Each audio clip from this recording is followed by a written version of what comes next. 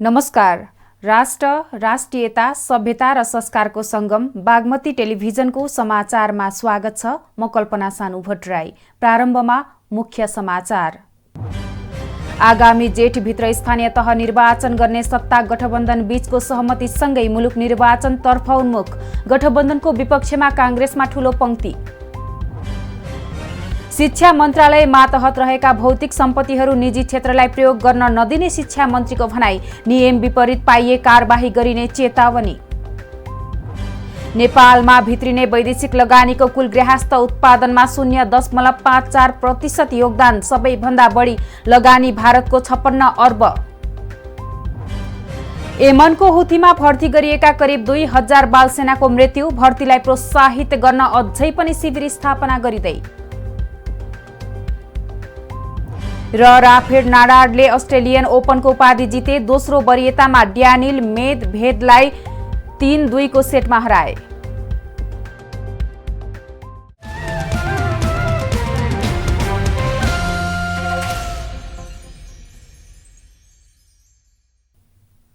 सुरु गरौं स्थानीय तह निर्वाचन सम्बन्धी समाचारबाट। आगामी जेठभित्र स्थानीय तह निर्वाचन गर्ने सत्ता गठबन्धन बीचको सहमतिसँगै मुलुक निर्वाचनतर्फ उन्मुख भएको छ। राजनीतिक दलहरूले निर्वाचनको तयारी गरिरहँदा अहिलेको 5 दलीय सत्ता गठबन्धनको निरन्तरताबारे बहस तीव्र छ। गठबन्धन नचाहने कार्यकर्ता र निरन्तरता पक्षधर नेतृत्वको रुचिले नेपाली कांग्रेसलाई धर्म संकट पारेको छ। विक्रमसम्मत 2074 सालमा सम्पन्न स्थानीय तह निर्वाचनमा कांग्रेस र माओवादी केन्द्र बीचको गठबन्धन असफल भयो। लगत्तै भएको संघ र प्रदेश तहको निर्वाचनमा नेकपा एमाले र माओवादी केन्द्रको गठबन्धन भने सफल भयो।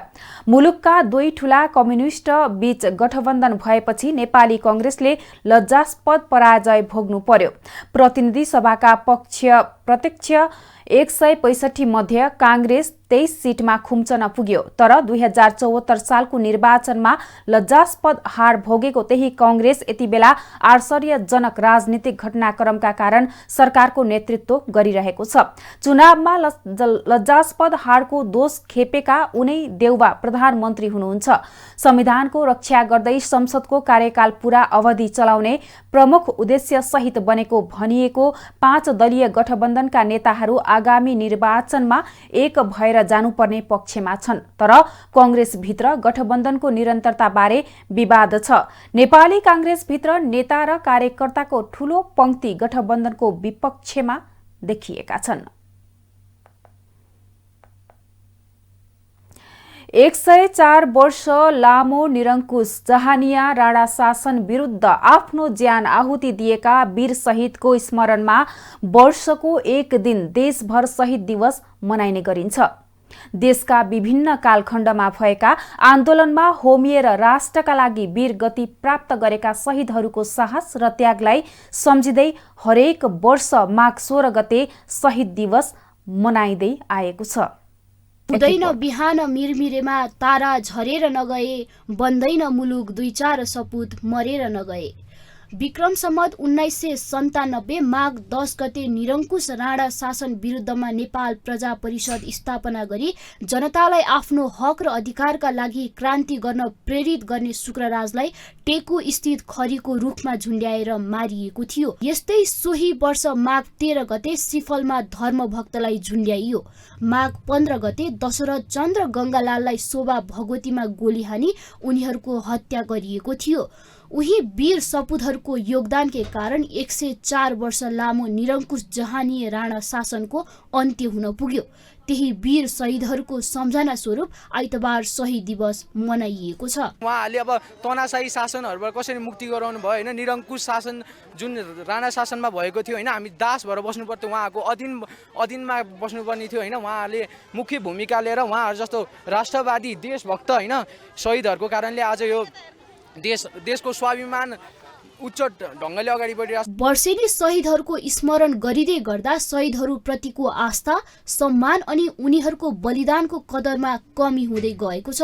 शहीदहरूको सम्झना स्वरूप प्रत्येक वर्ष शहीद दिवसको अवसरमा सार्वजनिक बिदा दिए विभिन्न कार्यक्रमको आयोजना गरिन्थ्यो, तर सरकारले नै शहीदहरूको औचित्य र अस्तित्व मेटाउँदै गएको छ। होइन, अहिलेको राजनीतिको दलहरूले त शहीदको सम्मान गर्दैनन्। उनीहरू त तपाईँको चाहिँ निजी स्वार्थमा आएका र विदेशी एउटा परिचालित भावनाले उनीहरूलाई शहीदको महत्त्व, शहीद भनेको के हो त्यसतिर उनीहरूको चासो छैन। 1997 सालको ती कालखण्डमा मारिएका अमर शहीदहरूको नाम लिँदा मात्र पनि आङ सिरिङ्ग हुन्छ, छाती गौरवले फुल्छ। तर देश र जनताको निम्ति प्राणको आहुति दिने तिनै वीर सपुतहरूले देखाएको पदयात्रामा अहिलेका राजनीतिक दलहरू हिँड्न नसक्दा शहीदले गरेको योगदानप्रति अपमान हुन पुगेको छ। यी राजनीतिक दलहरूले शहीदले जुन सपना देखेर आफ्नो आत्मा उत्सर्ग गरेका थिए, तिनीहरूको जो चाहना हो मुलुकलाई एउटा मुलुकको भविष्य बनाउने जो उनीको चाहना हो, त्यो चाहनाको ठ्याम्मै विपरीत दिशातिर गइरहेको आभास भइरहेको छ। अहिले मुलुकमा गणतन्त्र स्थापना गर्नका निमित्त 10 वर्षे जनयुद्ध भयो। कयौं नेपालीले आफ्नो ज्यानको बलिदान दिए। राष्ट्रका लागि बलिदान दिएका शहीदहरूको यति बेला कुनै कदर हुन सकेको छैन। पहुँचका आधारमा लडेर मरेका, गाडीले ठक्कर दिएर मरेका लगायतका व्यक्तिहरूलाई सरकारले शहीद घोषणा गरिरहँदा देशका लागि शहीद भएका शहीदहरूको अपमान हुन पुगेको छ। शहीदहरूको वास्तवमै सम्मान गर्ने हो भने उनीहरूको योगदानको कदर गरौँ। शहीदहरूलाई वर्षको एक पटक होइन, उनीहरू योगदानको सदैव कदर गर्न आवश्यक छ। वर्षको एक पटक शहीदको नाममा गोहीले आँसु चुहाए जस्तै गरी औपचारिक कार्यक्रम गर्दैमा शहीदको सम्मान हुन्छ र? बागमती टेलिभिजनका लागि क्यामेरामा नितेश माथेमाका साथ यशोदा भण्डारीको रिपोर्ट। अब पालो बेलाको बोली। माघ 16 अर्थात् शहीद दिवस मनाउँदै गर्दा सरकार र दलहरूले शहीदहरूको कतिको सम्मान गरेका छन् त? यो विषयमा हामीले सर्वसाधारणसँग सोधेका थियौं। हेरौं उनीहरूको भनाई जस्ताको त्यस्तै।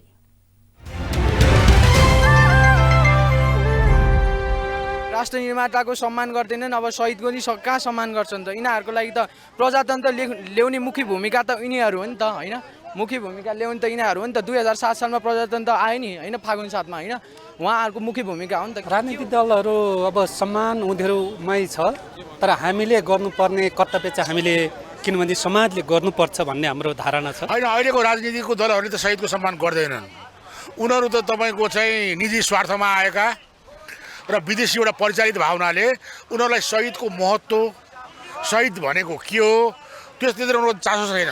राजनीतिक नेताहरूले शहीदको सम्मान गरेको भए एउटा सरकारी गभर्मेन्टको बिदा पनि दिन्थ्यो पहिला, अहिले त दिनै छोड्यो। सम्मान त कसले के गरेछ र छैन। अहिले जुन सत्तामा रहेका छन् यिनीहरूले चाहिँ हजुरको शहीदलाई चाहिँ गुमराहमा राखेर, शहीदको सपनालाई चाहिँ पैताला मुनि राखेर चाहिँ आफ्नो पार्टीका केही झोले कार्यकर्ताहरूको लागि चाहिँ शहीद बनाएको अवस्था छ। क्रिसमस चाहिँ नि डेमा चाहिँ यहाँ चाहिँ बिदा दिन्छ, तर राष्ट्र निर्माताको उसको दिनमा चाहिँ उनीहरूले बिदा दिँदैन। त यी राजनीतिक दलहरूले शहीदले जुन सपना देखेर आफ्नो आत्मा उत्सर्ग गरेका थिए, तिनीहरूको जो चाहना हो मुलुकलाई एउटा मुलुकको भविष्य बनाउने जो उनीको चाहना हो, त्यो चाहनाको ठ्याम्मै विपरीत दिशातिर गइरहेको आभास भइरहेको छ। अहिले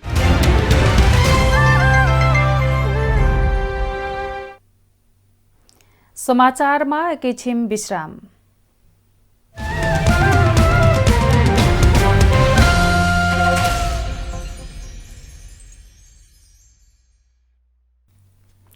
हामी समाचारको निरन्तरतामा छौं। अब बाँकी समाचार।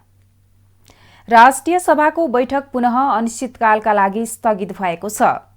सोमबारका लागि बोलाइएको संघीय संसद सचिवालयका महासचिव भरत राज गौतमले विज्ञप्ति जारी गर्दै विशेष कारणवश तोकिएको समयमा बैठक बस्न नसकेकाले अर्को सूचना नभएसम्मका लागि स्थगित गरिएको जनाएका छन्। यसअघि संघीय संसद सचिवालयले आइतबार बोलाइएको प्रतिनिधि सभाको बैठक पनि सूचना टाँस गरी माघ 26 गतेका लागि सारेको छ। शिक्षा विज्ञान तथा प्रविधि मन्त्री देवेन्द्र पौडेलले शिक्षा मन्त्रालय मातहतमा रहेका भौतिक सम्पत्तिहरू निजी क्षेत्रलाई प्रयोग गर्न नदिने बताउनु भएको छ। मन्त्री पौडेलले केशर महलको निरीक्षण गर्दै महल परिसरमा रहेको जमिन निजी क्षेत्रलाई प्रयोजनको लागि नदिने बताउनु भएको हो।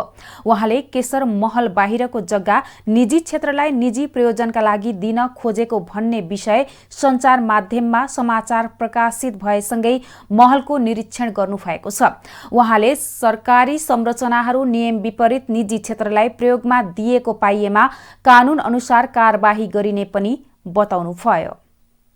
शिक्षा मन्त्रालय मातहतका निकायहरूले निजी क्षेत्रलाई निजी प्रयोजनको निम्ति बाहिरपट्टिको जमिन दिन खोजेको हो कि भन्ने आशयका कुराहरू आएको हुँदाखेरि शिक्षा मन्त्रालयको र मेरो आफ्नो पनि ध्यानकर्षण गरेर हामी हेरौँ, कुनै पनि प्रकारको निजी क्षेत्रलाई शिक्षा मन्त्रालय मातहतका यस प्रकारका भौतिक सम्पत्तिहरू प्रयोग गर्न दिने छैन, दिँदैन र कहीँ कतै त्यस्तो भए गरेको प्राप्त गरेमा पनि हामी राज्यको मातहतमा ल्याउने गरी अगाडि बढ्छौँ।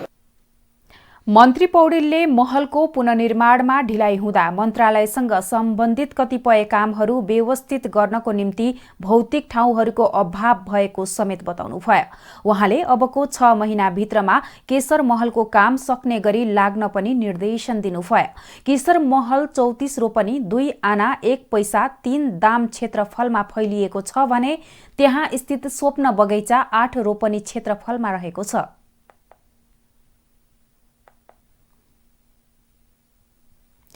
नेपाली कांग्रेसका केन्द्रीय सदस्य डाक्टर शेखर कोइरालाले स्थानीय तहको निर्वाचन समयमै हुनुपर्ने बताउनु भएको छ।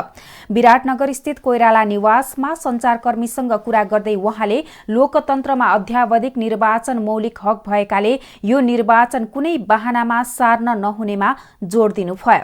उहाँले सरकारले निर्वाचनका विषयमा सिधै निर्वाचन आयोगसँग छलफल गरी टुङ्गो लाग्नुपर्ने तर्क गर्दै ऐन कानून परिवर्तन गरेर निर्वाचन सार्न नहुने उल्लेख गर्नुभयो। डाक्टर कोइरालाले पार्टीको 14औं महाधिवेशनमा पराजित भएका वरिष्ठ नेताहरूलाई केन्द्रीय सदस्यमा मनोनित गर्न पनि नेतृत्वलाई सुझाव दिनुभयो। उहाँले प्रदेश नम्बर 1 को नामाकरण दलको सहमतिमा हुनुपर्ने भन्दै खर्च बढ्ने गरी मन्त्रालय टुक्राउने र मन्त्रीको संख्या बढाउँदा सुशासनमा प्रत्यक्ष असर पर्ने बताउनुभयो। समाचारमा एकैछिन विश्राम।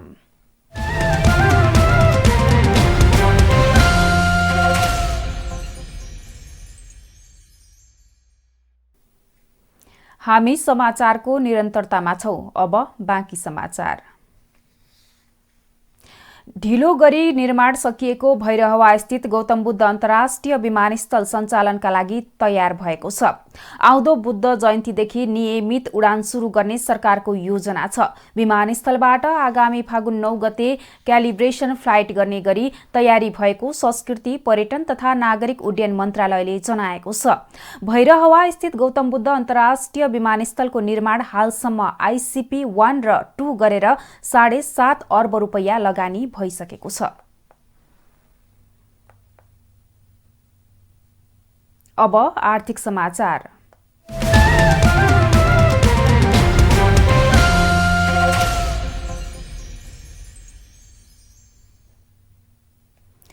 नेपाल राष्ट्र बैंकले बैंक तथा वित्त कम्पनीहरूलाई 2 अर्ब 30 करोड रुपैयाँ निक्षेप दिने भएको छ। यस्तो निक्षेप बैंकले आफ्नो अवकाश कोष अन्तर्गत पेन्सन तथा उपदान कोषमा रहेको रकम बैंक तथा वित्त कम्पनीहरूलाई 1 वर्षका लागि ब्याजमा दिन चाहेको हो। आइतबार एक सूचना जारी गर्दै राष्ट्र बैंकले इच्छुक बैंक तथा वित्त कम्पनीहरूलाई रीत पुराई उचित ब्याज सहित निक्षेप माग गर्न आह्वान गरेको छ। सूचना अनुसार कुल 2 अर्ब 30 करोड रुपैयाँ मध्ये 1 अर्ब 84 करोड रुपैयाँ वाणिज्य बैंकहरूले पाउने छन् भने बाँकी 46 करोडमा विकास बैंक र लघु वित्तले क्रमशः 34 करोड 50 लाख रुपैयाँ र 11 करोड 50 लाख रुपैयाँ पाउनेछन्। यद्यपि यस्तो निक्षेप पाउन बैंक तथा वित्त कम्पनीहरूले राष्ट्र बैंकले तोकेको शर्त पूरा गरेको हुनुपर्नेछ। बैंक तथा वित्तीय संस्था सञ्चालनमा आएको कम्तीमा 2 वर्ष पूरा गरेको हुनुपर्नेछ भने राष्ट्र बैंकबाट तोकिएको न्यूनतम पुँजी कोष कायम भएको र निष्क्रिय कर्जा कुल कर्जा सापट्टिको 5% भन्दा कम रहेको हुनुपर्ने बैंकले बताएको छ।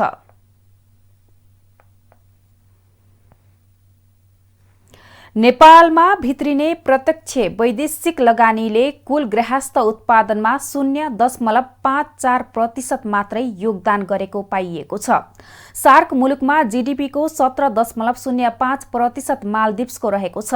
दोस्रोमा भारतको 1.76% रहेको छ भने तेस्रोमा रहेको पाकिस्तानको 0.8% रहेको छ। चौथोमा रहेको बंगलादेशको 0.63% र पाँचौंमा रहेको नेपालको 0.54% रहेको। नेपाल भन्दा पछाडि रहेको भुटानमा 0.51% र अफगानिस्तानको 0.12% रहेको छ। नेपालमा आएको वैदेशिक लगानी मध्ये करिब 82% ऊर्जा, ग्यास र सिँचाइमा परियोजनामा रहेको छ। त्यस्तै ट्रान्सपोर्ट, स्टोरेज र कम्युनिकेसन क्षेत्रमा 7% र बाँकीमा 11% लगानी भित्रिएको देखाएको छ। वैदेशिक लगानी मध्ये बागमती प्रदेशमा 65.5% लगानी छ। गण्डकी प्रदेशमा 14%, मध्य प्रदेशमा 10% लगानी भएको छ। बाँकी 10% लुम्बिनी, कर्णाली र सुदूरपश्चिम प्रदेशमा लगानी भएको उल्लेख गरेको छ। नेपालमा वैदेशिक लगानी मध्ये भारतको सबैभन्दा धेरै रहेको छ। भारतको 56 अर्ब रुपैयाँ लगानी रहेको छ। एफडीआईमा भारतको 31% हिस्सा रहेको छ। दोस्रोमा रहेको चाइनाको 27 अर्ब 56 करोड रहेको छ भने तेस्रोमा रहेको क्यारेबियन देश सेन्ट किट्स एन्ड नेभिसको 24 अर्ब 94 करोड रुपैयाँ रहेको छ। चौथोमा रहेको आयरल्यान्डबाट 11 अर्ब 93 करोड, सिंगापुरको 8 अर्ब 72 करोड, अस्ट्रेलियाको 7 अर्ब 63 करोड, यूएईको 6 अर्ब 56 करोड 85 करोड, बंगलादेशको 5 अर्ब 11 करोड, दक्षिण कोरियाको 4 अर्ब 47 करोड र अमेरिकाको 4 अर्ब 47 करोड वैदेशिक लगानी भित्रिएको देखिएको छ। अब खेलकुद समाचार।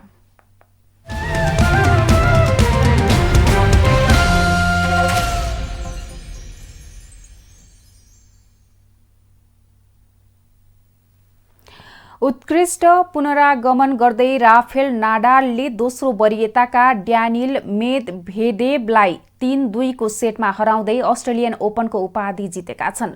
आइतबार सम्पन्न 6औं वरियतामा प्राप्त स्पेनिसका नाडालले यो कीर्तिमानी 21औं ग्रान्ड स्लाम उपाधि हो। यससँगै उनी 21 ग्रान्ड स्लाम उपाधि जित्ने पहिलो खेलाडी बनेका छन्।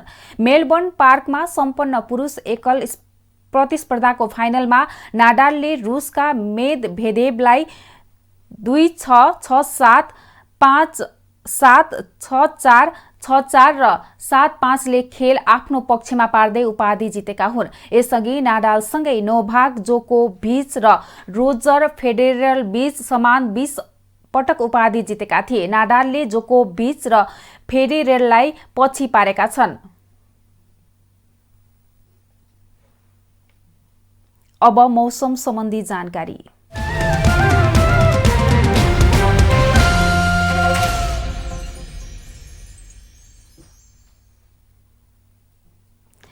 पश्चिमी न्यूनचापीय प्रणालीको प्रभावले अझै केही दिन मौसम सुधार नहुने भएको छ।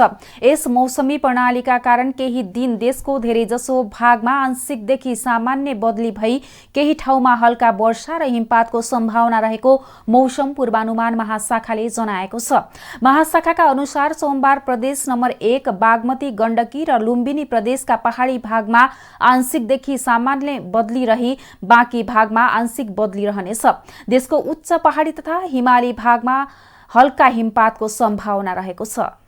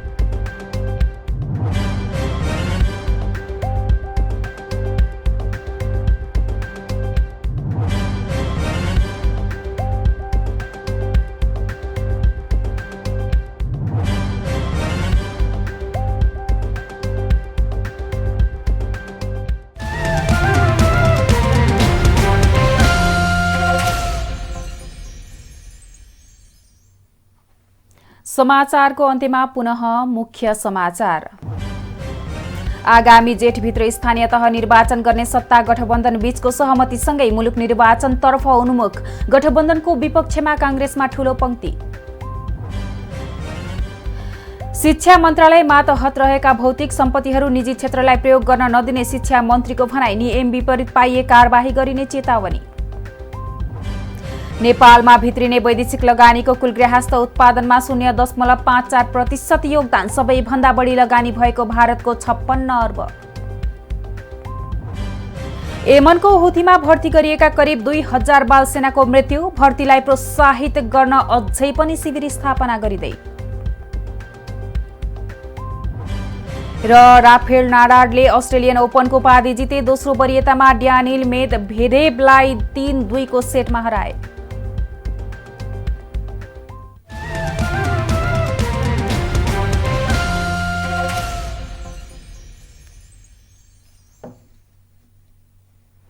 राष्ट्र, राष्ट्रियता, सभ्यता र संस्कार संरक्षणमा समर्पित बागमती टेलिभिजनमा प्रसारण भइरहेको समाचार अहिलेलाई यति नै। हेर्दै रहनुहोला बागमती टेलिभिजन।